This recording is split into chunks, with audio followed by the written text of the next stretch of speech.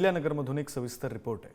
अहिल्यानगर जिल्ह्यातील कीर्तनकार संग्राम भंडारे यांनी काँग्रेसचे ज्येष्ठ नेते बाळासाहेब थोरात यांना मारण्याची धमकी दिली। बाळासाहेब थोरात यांना उद्देशून आम्हाला नथुराम गोडसे व्हावं लागेल असा इशारा दिलाय। मात्र त्यांनी ही धमकी का दिली बघूया त्याबाबतचा हा रिपोर्ट।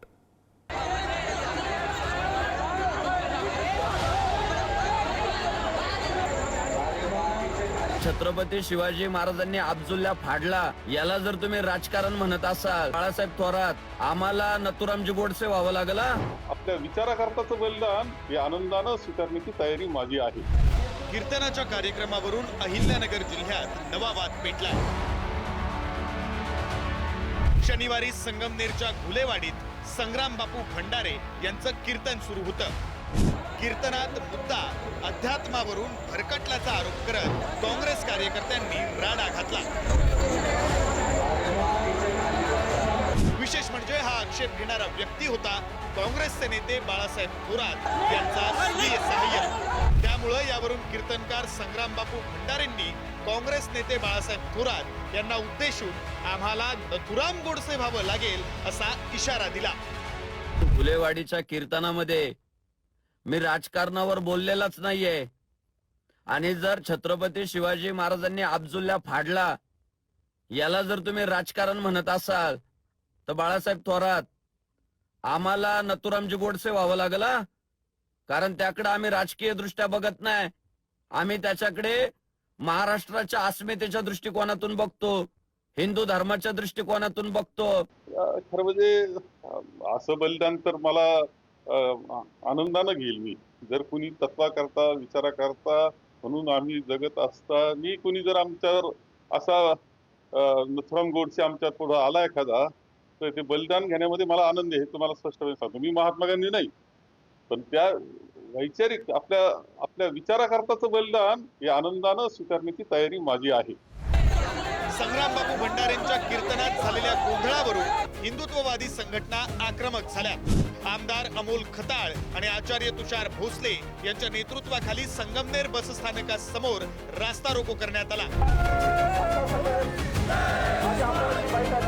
पुरुषांसह महिलाही मोठ्या संख्येनं हातात निषेध फलक घेऊन आंदोलनात सहभागी झाले होते।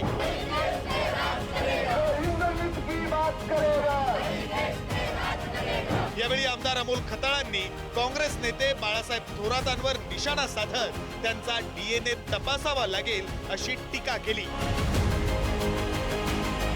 महाराजांनी कीर्तनामध्ये राजकारण केलं, काय राजकारण केलं? गुन्हेगारांना, संगमनेरकरांना महाराज अफजलखानावर बोलले, महाराज औरंगजेबावर बोलले, त्याला तुम्ही राजकारण म्हणता? तुमचा अर्थ नेमका कोणाचा आहे हे आता आम्हाला शोधावं। तुम्हाला औरंगजेबाचा एवढा फुलका का आलाय? तुमचा DNA कसा आला? नीच पातळी खालची पातळी असतं त्याचं ते उदाहरण आहे। त्याला ते DNA माहिती का? काय असतं DNA हे तरी माहिती का? DNA शब्दच प्रथम कुणीतरी लिहून गेला असेल तो बोललाच, त्याच्यापेक्षा त्यांची बौद्धिक पातळी नाही।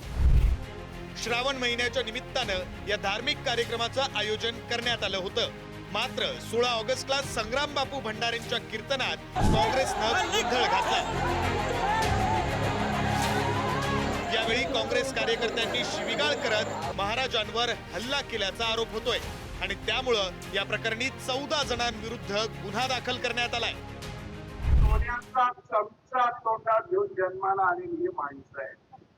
यांच्या घरात घराणेशाही, सरंजामशाही आणि माझ्यासारख्या एका बळाढ्य माणसाला, हा सामान्य माणसाचा मुलगा, सर्वसामान्य शेतकऱ्याचा मुलगा पाडूच कसा काय शकतो?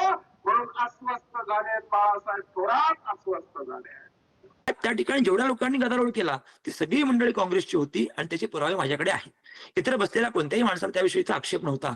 मग यांनाच का आक्षेप असावा? तर याचं एकच कारण आहे की त्या कीर्तनामध्ये जे काही संबंधित कीर्तनकार आहेत श्री संग्राम बापू यांनी काही राधाकृष्ण विखे पाटील असतील किंवा तिथले आमदार जे असतील अमोल खताळ अण्णांची नावं घेतली।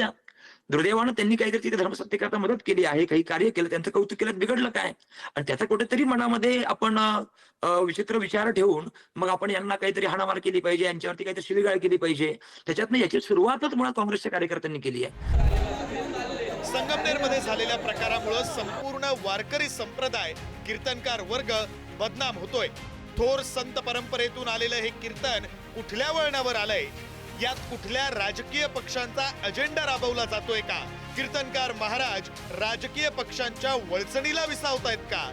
विठुरायाचं नाव घेत कीर्तन करणारे नथुरामचं नाव का घेतायत असा प्रश्न उपस्थित होतोय.